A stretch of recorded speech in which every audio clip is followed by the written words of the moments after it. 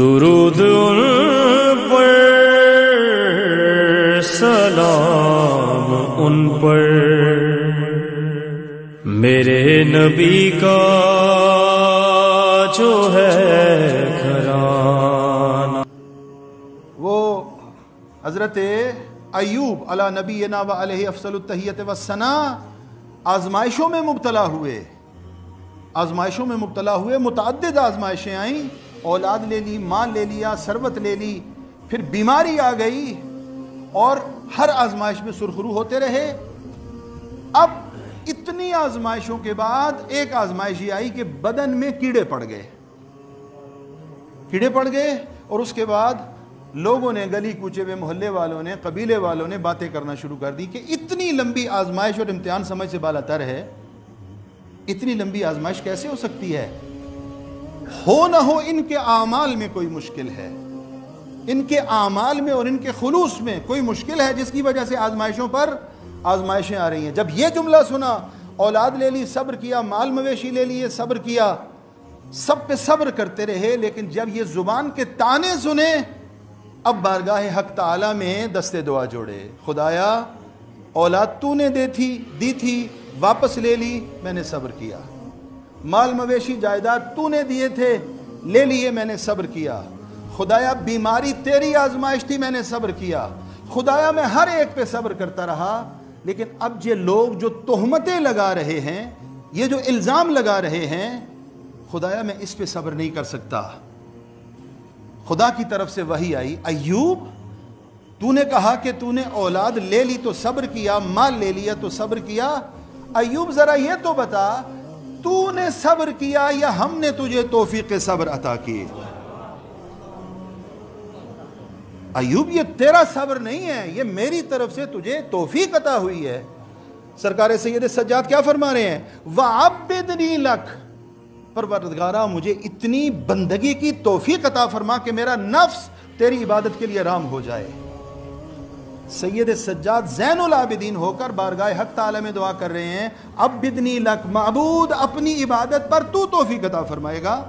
اور اگلا جملہ جو میرے موضوع سے مربوط ہے، فرمایا وَلَا تُفْسِدْ عِبَادَتِي بِالْعُجْبِ، خدایا میرے اندر وہ، میں پھر عرض کر رہا ہوں، وہ معصوم ہیں، ان کی ذات والا صفات ان چیزوں سے پاک اور منزہ ہے، ان کا مقام اس سے کہیں، یہ میری اور آپ کی تعلیم کے لیے ہے کہ ہم ایسا معاشرہ چاہتے ہیں جہاں عبادت میں بھی یہ دعا شامل ہو کہ خدایا کہیں ایسا نہ ہو کہ میری ذات میں عبادت پر عجب آ جائے اور اس عجب کے نتیجے میں میری عبادتیں باطل قرار پائیں۔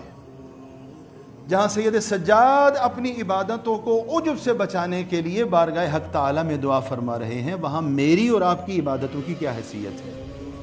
وَلَا تُفْسِدْ عِبَادَتِي بِالْعُجْبِ۔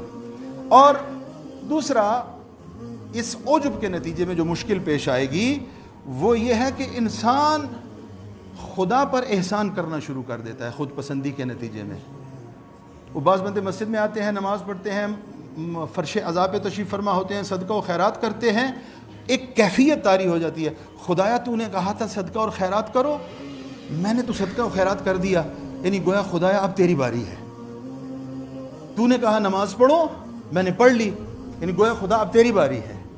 تو نے کہا روزہ رکھو، لا تمنوا علی اسلامکم، یہ تم مسلمان ہو گئے تو میرے اوپر احسان کیا تم نے صدقہ و خیرات کیا تو خدا پر احسان کیا تم نے۔ اس میں کس کا فائدہ ہے؟ نمازیں کس کے فائدے کے لیے ہیں؟ روزے کس کے فائدے کے لیے ہیں؟ عبادتیں اور بندگی کس کے فائدے کے لیے ہے؟ اے بندہ مومن تیرے فائدے کے لیے ہے۔ عجب کی ایک اور مشکل یہ ہے کہ عجب انسان کو اپنے خدا کے مقابلے میں کھڑا کر دیتا ہے۔ خود پسندی انسان کو خدا کے مقابلے میں لے آتی ہے۔ اے خدایا تو نے کہا تھا یہ کام کرو، میں نے کر دیا، اب تیری باری ہے۔ یہ نہج البلاغہ کا مکتوب نمبر 53 سرکار امیر کائنات ارشاد فرماتے ہیں وَإِيَّاكَ وَالْإِعْجَابَ بِنَفْسِكَ وَالثِّقَ بِمَا يُعْجِبُكَ مِنْهَا وَحُبَّ الْإِطْرَاءِ فَإِنَّ ذَلِكَ مِنْ أَوْثَقِ فُرَصِ الشَّيْطَانِ فِي نَفْسِهِ۔ فرما رہے ہیں امیر کائنات کہ دیکھ، خود پسندی سے بچے رہنا، خود پسندی سے بچے رہنا اور اپنی جو بات خود تجھے اچھی لگنے لگ جائے اس پر مت اترانا. خود کو اچھا لگ رہا ہے میں یہ کام بہت اچھا کر رہا ہوں، میں یہ کام، اس پہ مت اترانا. کیوں؟ فرمایا نہ لوگوں کے بڑھ چڑھ کر سراہنے پر اترانا. حاجی صاحب آپ کے کیا کہنے ہیں، فلاں صاحب آپ کے کیا کہنے ہیں، آپ بڑے با کمال ہیں. بس ادھر سے انہوں نے کہنا شروع کیا، ادھر سے ہم اپنے وجود سے باہر نکلنا شروع ہو گئے. سب سے زیادہ بہتر قضاوت لوگ نہیں، میں خود اپنے بارے میں کر سکتا ہوں. من آنم کے مید آنم، میرا خدا کے ساتھ تعلق ایسا ہے، لوگوں کو کیا پتا، یہ مجھے پتا ہے.